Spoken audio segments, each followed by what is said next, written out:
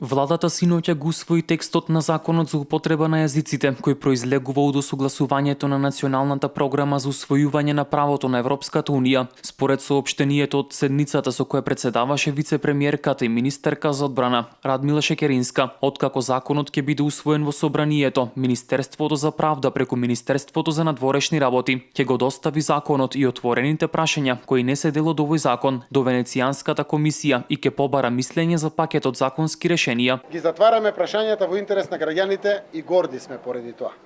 Еве не пред медиумите, отворено и транспарентно да информираме за политиките на владата. Владата на Република Македонија е определена да им овозможи на сите граѓани полесно да функционираат во секојдневниот живот и во комуникацијата со институциите.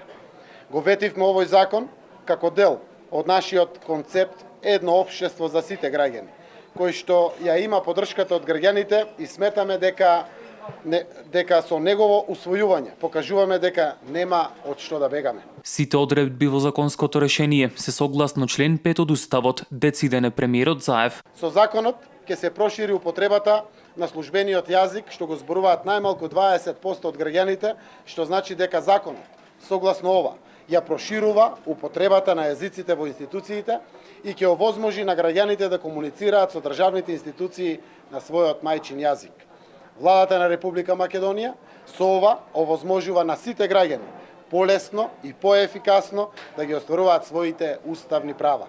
Досега употребата на јазиците зависеше од тоа дали некоја институција ја води албанец. Од сега ќе зависи исклучиво од законот.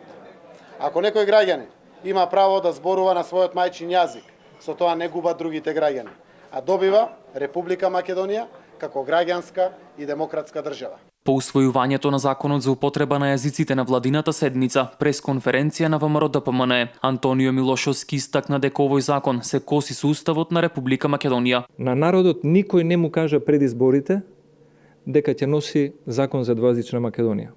Заев тврдеше дека нема да има двојазична Македонија, дека ќе има 500 евра просечна плата.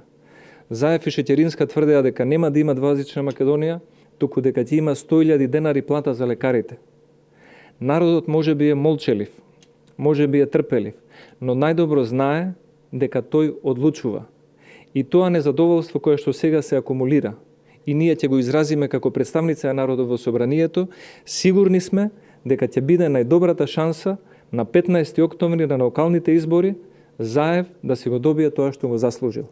Како секој политичар кој што пред избори го лаже народот, а после избори спроведува туѓи агенди, без разлика дали тие доаѓаат од Тирана или од Софија.